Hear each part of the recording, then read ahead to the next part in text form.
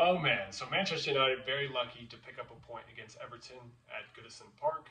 There were a lot of things that went wrong for them in this game, particularly in the first half, and I think in the second half, them getting back into this game and drawing level is not so much up to them. It has less to do with them being good, whereas Everton just kind of faltered and fell apart in the second half. You got to remember they're not a good team either. A lot of these teams, when they come and play Manchester United, they you think maybe, oh, this is a good team. No, it's just Manchester United has so many flaws. They have so many faults. They have so many bad players on their team that they just make anybody look good, like they did in the Leicester FA Cup game, which they were lucky to get away with. And this game was almost as boring as that one, if not for Everton actually, showing some fight and some athleticism and scoring some good goals. So the most noticeable thing from the first half that I was able to pick out is that teams have learned so quickly, better than United's actual players, how Amorim wants to play and how he's passing out from the back, and they're so quick to close it down. And there's so many situations, and there's so many clips of, if United get a goal kick, they're in trouble because they won't kick it long. Onana will pass it to Maguire or Delict or to Euro, and Euro's a little bit better at dealing with it, and they'll press them super hard, and they'll either pass out to the wing backs, and they'll get stuck, and then they'll return the ball over or they put it upfield, and they can create easy chances based off of that. And every team knows this, and Amorim does not adjust, and the players do not adjust, and I just don't understand it. And the other thing is the passing is so slow and it's so predictable. It's kind of like I also watched the City game today, and their passing is slow and predictable, and it makes it easy to close down, and it closes up your passing lanes, and it's almost like the players don't know where they're supposed to be positionally. I think maybe some of them do. Bruno, so the system that Amorim plays is very static. It's not fluid. It's very rigid, and it's very positionally sound. So you need to be where you need to be for the system to work.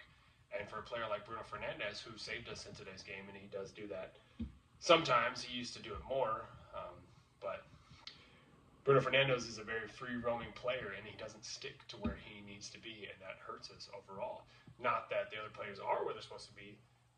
In a lot of the games, they'll just get man-marked out of the game and won't be a passing option at all. And the first goal Everton scored, where the United defenders headed the ball up into the air 7 times, is just ridiculous.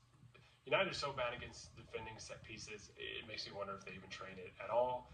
For a professional Premier League club, it's just super embarrassing. You can't concede that. I've been seeing a lot of people say, they wouldn't concede this in a Sunday League game, and I can't disagree.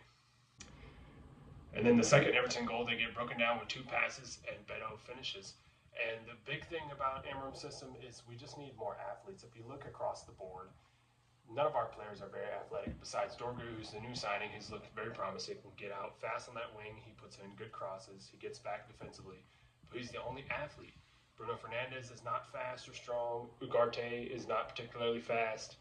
De Ligt and Maguire are statues, pretty much. Euro's okay. Delo is terrible. He sucks. And then Højlund is not. He's supposed to be athletic. I haven't seen it. And then our 210s, Xerxes, and whoever else is in there, Garnacho, yes, they have some speed. Not Xerxes, he doesn't. He has the technical ability. But they just don't get the opportunity to show that because they never get the ball, because we don't have enough athletes to get up the field, progress the ball up the field.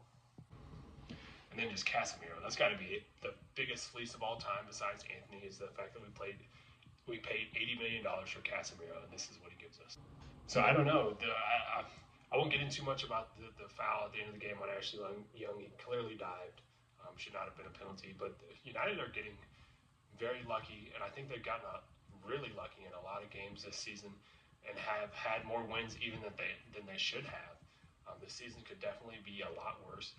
We could have been in a relegation battle. This team is bad, and I can only see them keeping like 3 players worthy of staying on this team for next year. But see you next time. Like, subscribe.